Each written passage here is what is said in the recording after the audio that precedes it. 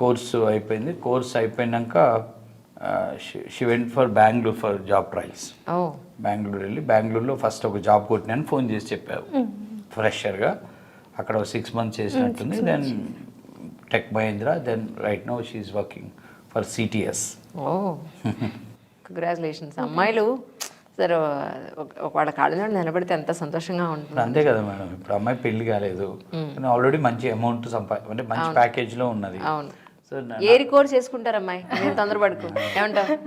Depend అవ్వాల్సిన అవసరం లేదు కదా, ఇండిపెండెంట్ గా ఉండొచ్చు. నేను అందరికి అదే పేరెంట్స్కి, అమ్మాయిల పేరెంట్స్కి చెప్పేది ఏంటంటే, చదువు అయిపోగానే పెళ్లి బదులు వాళ్ళకు ఒక అవకాశం ఇచ్చి వాళ్ళు ఒక మినిమం ఒక 50-60 వేలు సంపాదించుకునేంత వరకు ఆగి దెన్ మ్యారేజ్కి వెళ్ళిపోతే బెటర్ అనేది.